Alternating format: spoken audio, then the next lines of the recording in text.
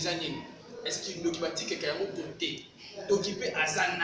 Alors il est comme Azali bien placé pour le faire biso parce que la plupart des journalistes sont une émission à la découverte du monde satanique. Donc à ça va mission maman Kindoki trop. Donc on est là pour la tout les mais avant on a signé signé pas maman dans le Lucrèce maman ministre pourquoi pas t'aider ça pour ça na tout ça pour ça. Alors à contre à d'autres à le cadre. Bonjour papa. Bonsoir papa. Ok. Bonne santé. Ça va bien être participé Bota papa Kakia na Nouvelle-Zélande Bote. Merci papa. Moi j'ai plus que mieux pour la sixième compte plutôt que pour ce qui est déjà dans la vie. Surtout Baïndo. Quand il va pas de fond. Kindoki. Baïndo. Kindoki d'abord c'est tout. Ok, merci beaucoup papa Lévi parce que chaque fois ceux qui vont venir de Kito sur série, parce que ça a tendance tout simplement comme on a Kindoki à Zaka.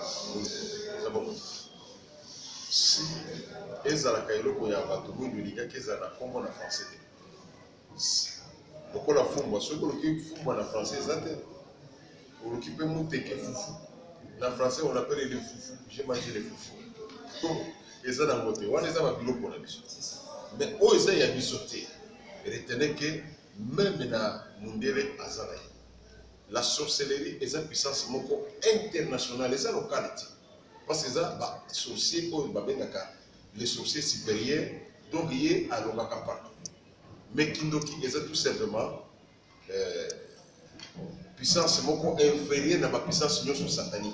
À part qui puissance deuxième niveau, il y a puissance satanique, il y a Kindoki.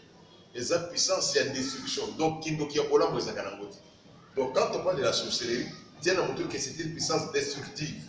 Et ça, il y a copié de ça. Il y a pour rendre malheureux, groupe Yabatou, soit Moutouye. C'est ce qu'on appelle la sorcellerie. Tout le monde a la famille bantou.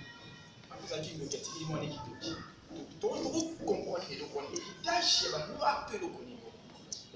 mais puis avant tout comprendre, je voulais aussi spécifier le comment parce que c'est une émission très importante.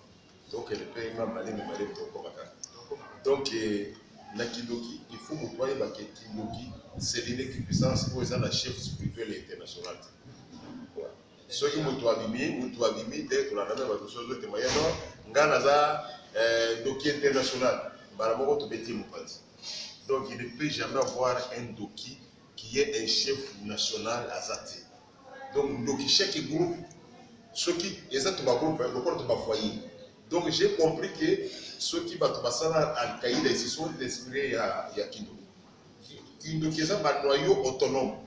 Noyau non c'est autonome, c'est un chef naïe, à ça il ne dépend de personne. C'est ce qui fait que pour détruire Kindoki c'est très difficile. Ceux qui ont détruit Kindoki a bon marché dans le quartier Oyo, ont détruit le quartier Moussoussouté. Parce que dans la collaboration, dans ensemble. Donc chaque cellule est autonome, indépendant. Mais maintenant, Kindoki est à un niveau, n'a pas de degré différent. Ce qui atteint certains niveaux, à ce moment-là, on a cellule au pays peut bouter et le côté Moussoussou, qui ont participé à la réunion. On les a rencontrés le samedi, à qui le samedi à côté Moussoussou. Mais on est inférieur, nous sommes à coin. C'est pourquoi j'informe même les gens qui sont qui sont sous le Karanatika qui a dit. Basalan c'était bisika baloka. Si vous avez dit que il faut passer la commune dans la journée chômée. Il faut pas le c'était passer la cérémonie. Comment qu'il est coloca. Donc il faut comprendre que c'est une puissance tellement inférieure qu'on peut combattre facilement. Maintenant, voilà. Maintenant, tu sais la question. Kindoki, Bakoki, Kotik, Yaramoto. Ça s'appelle la sorcellerie inconsciente. Sorcellerie inconsciente, et ça le la sorcellerie héréditaire. Donc sorcellerie inconsciente, et ça souvent sorcellerie, ça la carte ya makila ya moto. Comme ça la carte ya makila ya moto. Moutouana a joué à l'opé d'apparent qui était un sorcier inconscient. À ce moment-là, il avant il faut choisir moi comme un héritier. Donc c'est l'unique qui donc ça l'héritage. Il faut hériter automatiquement. Donc il y a beaucoup de produits.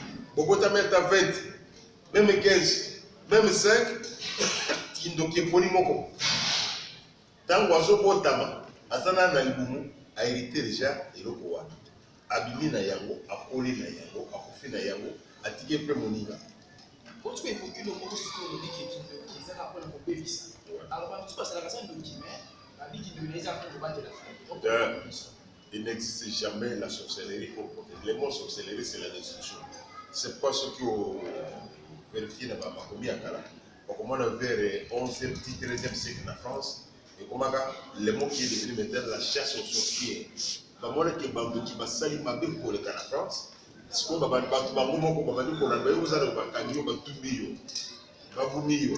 l'expression chasse aux sorciers.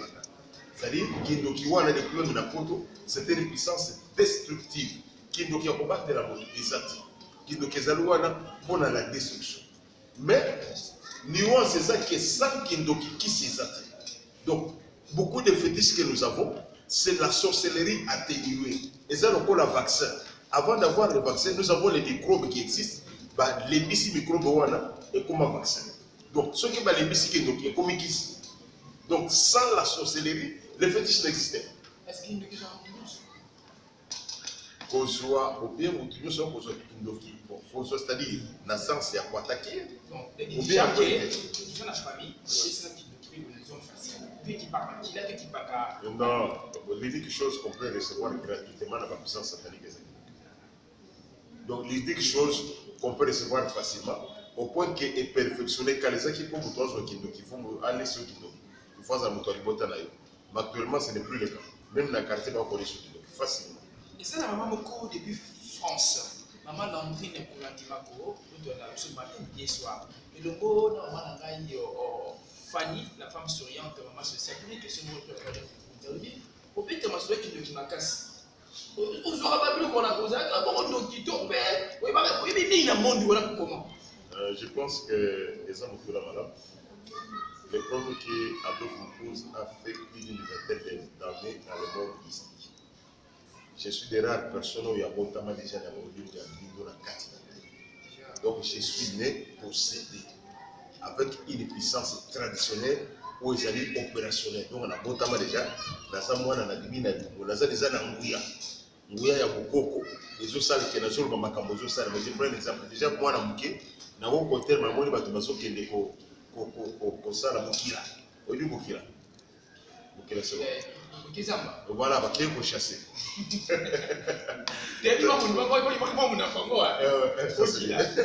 Donc parce que les chiasses. Tant que les chiasses. Na hotel manataliga ba chasser wana ata bazabi na imitano. Nataliga appelle moi la bio au manyamate ozoka vidi. Yo ozo. Nema ke wana, wo ngado ko mate ata utire masai ozaka grand tiré comme on a aussi. Donc je dis tout simplement que la Botama qui déjà la puissance, la quantité. Et puis, quand j'ai évolué à partir de l'âge de 9 ans, je me suis retrouvé dans la magie. J'ai fait la magie à 9 ans. Faire déjà une vingtaine d'années dans ce qui est un monde mystique. Donc vous comprenez que dans les cas qui va mourir dans le monde mystique, je maîtrise bien le monde spirituel. Donc, et Dieu m'a fait grâce après. Oui, qu'est-ce qui a fait que Obimawana, c'est ça facilité. Oui, dans l'émission précédente. Ce qui fait que je maîtrisais bien le monde satanique, parce que j'avais la capacité en tant que magicien, dans le monde de la sorcellerie. C'est-à-dire, en tant que magicien, on est dans le monde de la sorcellerie. De la sorcellerie à un niveau inférieur. J'espère que maman Landine Koulantima que le mot maman fait libre comprendre réponse c'est pas de vous dans chaos la puissance ancestrale et tu n'es qu'arrivé mais pas en plus Landine na Paris. Ah c'est ma sœur. Maman Landine Koulantima depuis Paris le monde maman n'a mamie depuis Paris pas c'était Samboussa na tout Samboussa. Alors il faut qu'il n'arrête pas c'est moi dollar.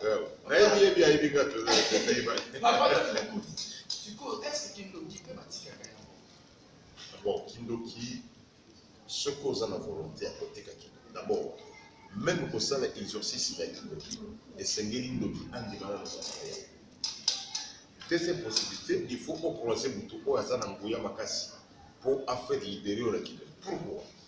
Les Kindoki rentrent dans l'esprit. les Kindoki, les puissance imposée. La plupart des cas, Kindoki, Balinga, il y a des rares motos qui nous rendent de pousse, Kabelanga Kindo. Azagate.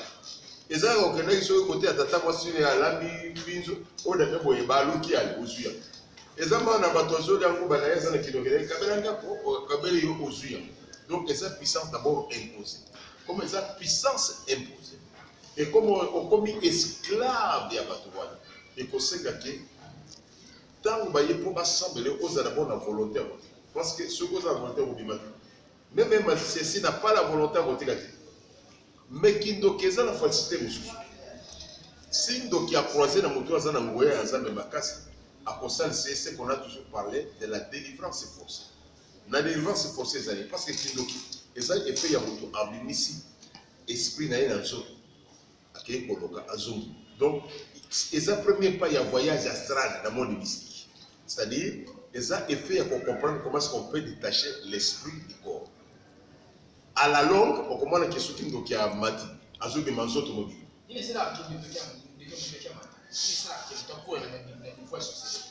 Bon, je dis d'abord que c'était une puissance imposée.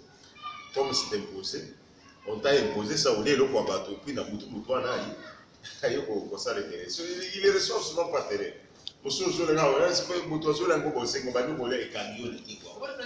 Ça commence à être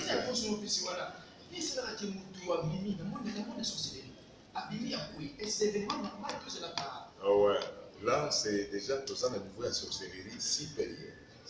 Ce qu'on a sorcier supérieur, c'est le roi. Un sorcier inférieur à Kokima, Zoto et Zotikala, Moli Mounaïdi. D'abord, le vrai sorcier commence à aller à partir de 22h, donc mouvement Ivan. Donc, un véritable donc, on doit solo, il y a sorcellerie, il y a connaissance, parce que à outil dans le monde, dans outil dans le monde, il y a connaissance. Pour le moment, Congo public, par exemple, on se coacher pour enchaîner, bien. Bon s'abonner parce que vous s'abonner toute information il y a mbalama qu'on a sonné bien sonné mbalama en plus bon commentaire bon le bas c'est pas question c'est bon pour ça c'est pas question c'est wana pour comme la biso alors pourquoi donc ouais il y en a il y a oui que batu ya YouTube bale kamiko kenda kimba on a dit pas yo pour attaquer je vais te dire donc les sorciers ndoki ceux qui balent sur le pour envoûter on les yamo au moment que na mutu mutu aller ça qui wana il faut réclamer. Il y a qui est le Konangai. C'est un point d'esprit. Mais il y a la physique. Pas jusque-là, il y a la puissance à l'intérieur qui se manifeste. Maintenant, on peut réclamer. Ce qu'on n'a pas attaqué. Tu es obligé de partir. Comment tu vas partir? Parce qu'on bimaté. Il faut y aller. Tu n'as pas encore le pouvoir de voler ni de partir.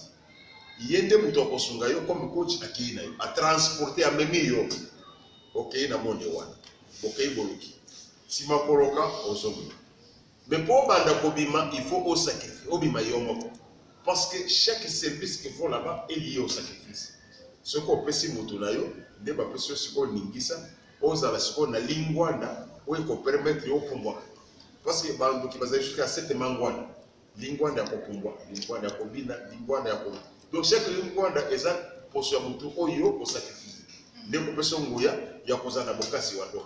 Évolution dans le monde de la sorcellerie est liée à sacrifice. Mais je vais aussi parler que pendant qu'ils sont sacrifiés, nous sommes défendus. Donc, il y a des dettes dans le monde de la sorcellerie. Comme vous avez un mouton qui peut peut-être on va dire qu'on peut ça mouton. Mouton qui a une commission à deux fils, à deux filles mouton. Va sacrifier mouton. C'est pas mouton qui se papa ne vit. Donc, mouton binga na police bana na gana leba ngote. Bakomi kamikono au bango ozaki na dette. Tu as commencé par bouffer bana ya bato pour protéger yo et comme tout il faut foutre. Il y a des dettes spirituelles va foutre on est. Bon sacrifier. Bana na yo parce que sacrifier bana na yo te. Muto bana ko connexion à sacrifier bana na yo pour bana na yo. Maintenant et ko tout que yo peut on sacrifier bana na yo. Pozo ki sa nyongo ya muto wana. Ezali kele. Ça compte que ce qui est tombé que on dit que le code de sorcellerie, c'est la connaissance avancée par rapport à Dieu. La connaissance avancée est par rapport à Dieu. À moins que l'Okiani puisse se lire. Ce qu'on veut passer les lois, donc il y a pas pour récupérer. Donc bana wana so ba libérer ça mettre qui donc il faut récupérer ba. Vous voyez? Donc il y a l'auto-paiement. Donc le monde qui donc au lieu qui moi na ba ata okufi avant ba tout na moto ko okufi ba ke ndo adoki ba kolanda. Bana na. Donc il y a un aussi na pas mélanger évidemment. Comme si ba dire comme ça na ka cercle. C'est une bonne question. D'abord, dans le monde de la sorcellerie, avant de passer à Jakaï, à Zara, c'est normal. Les bosso, tous les exemples, il y a des livres. Les petits sont pas souris, les livres, par exemple, il y a des gens qui sont pas souris, tout est gazé. Tout supposé. Supposé. Kaza de Kido. Si Koyo, tant qu'on a chaque fois, on a dit, ça, moi, on a dit, livre, après, on a dit, il y a mon bâti. Akoenda elembo moko ya mwana soit esuki soit fili ya elamba na mwana na ye mwa eloko moko ezo appartenir epai ya mwana soit mantaka ntango ayi nango na kati ya monde ya sorcellerie alobi na monoko na ye ke mwana na ngai yeyo mais soki alobi nano te ke mwana na ngai yeyo aza possédé te. C'est pourquoi vous allez comprendre que mwana kidoki eza lié na maloba na parole même ndoki akoboma yo te soki oprononce liloba te. Ça tirer dans la tête. Yomoko va sacrifier le monde qui. Si tu ne dis pas un mot, tu ne m'aides pas. Ok. Question à laquelle je pas Adolphe. On va répondre à moitié. Parce que émission prochaine, Papa Adolphe Mukunzi Arukati va répondre à comment est-ce que nous a sacrifié nous avons fait à Zap pour ce que normalement va cercle dans le tour la bonne notion. Bon on a dit à répondre. Pas quelques mots de la photo là en tout cas to se pedi na ba ono so ko na se pa to baza te mebe ce qui n'attaque au tagi au bossa linga ata 5 na koki ko pesa mbote na Niklete Wangi na mobile ya Patrice na kati Patrick kwa original na album Patrick na kati ya Canada na ser nanga propre tanti autre bega tanti ya bana kombo na ye eza Natasha qui na États-Unis to bosanité bibliothèque ya Gabriel pour les États-Unis na papa na biso na kati ya Nouvelle-Zélande la famille Kadia. Voilà ba pile batanga. Na bosanité papa Mokoti ya maman Angèle Waleska. Conseiller principal et apôtre Adolphe Mukunzi Arukati. Ok, merci conseiller principal, il y a papa Adolphe Mukunzi Arukati. Merci Mingi pour nous il faut qu'on s'abonne. Il faut qu'on s'abonne sur nous. Il faut qu'on toujours d'informations, toujours en ligne et toujours connecté. Pour s'abonner, pour commenter, pour corriger pour ça, parce que c'est là où merci Mingi pas maman Lucrèce, maman ministre, pourquoi pas maman Mireille. La Mbingazor, la Baston. Mais c'est comme merci père, maman Félie, maman sociale, maman Moko Souyon, maman Moko Frit, maman Moko Vente. Pourquoi pas à tous Sambouissa depuis Finlande. Laetitia Pemba, Kassembile, la femme spéciale. Tété Sambouissa, pourquoi pas Mimi Honorina, Mousekana Mungumia, moi c'est Lipinza, moi c'est Sostolo, le vrai Moussa. La personne merci mille pas, il y a grâce à Mbongo. Pourquoi pas Betty Mouy et le mot na maman n'a pas Flavie. Donc, on va parler de cela. Donc, il faut qu'on apporte un compte à une carte de témoin sur la qui nous classe. Le carte, il y a un peu de temps. Les besoins de témoin. Au Tigalouana, au Tigalas Côté, on continue en haut dans l'émission précédente. Merci, bye, à la prochaine.